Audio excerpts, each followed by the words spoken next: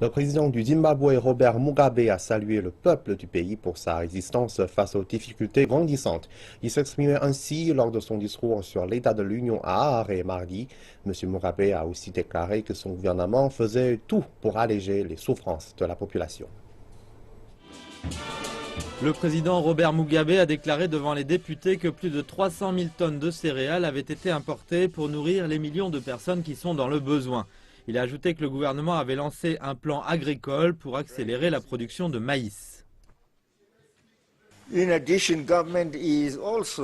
En plus, le gouvernement a mis en place un plan visant à soutenir 800 000 fermiers communaux. Notre but est de revitaliser la productivité agricole pour assurer notre sécurité alimentaire nationale.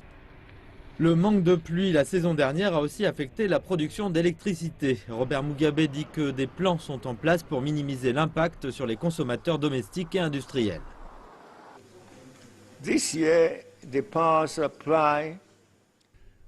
La fourniture d'électricité dans le pays s'est améliorée de manière significative avec un minimum de délestage depuis le début de 2016. Ceci est dû aux mesures instituées à la fin de 2015, comme l'amélioration de la production à la centrale électrique de Hwange et l'augmentation des importations de la région. Le gouvernement travaille aussi à améliorer la production locale pour mettre fin au déficit électrique local.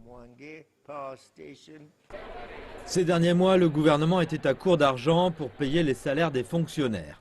Plus de 90% des revenus du Zimbabwe vont au paiement des employés. Ce nombre pourrait baisser rapidement à mesure que les réformes prennent de l'ampleur.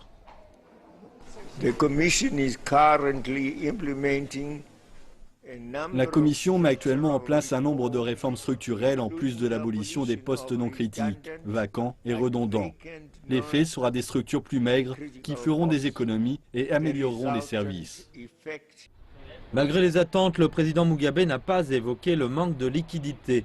Il s'est contenté de mentionner les dividendes de l'interdiction des importations imposée au début de l'année.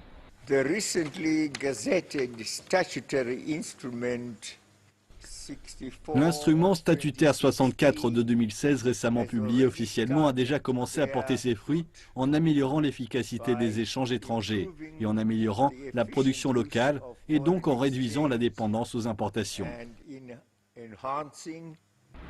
Une enquête publiée le mois dernier montre que la capacité industrielle locale a augmenté de 13% après les restrictions aux importations.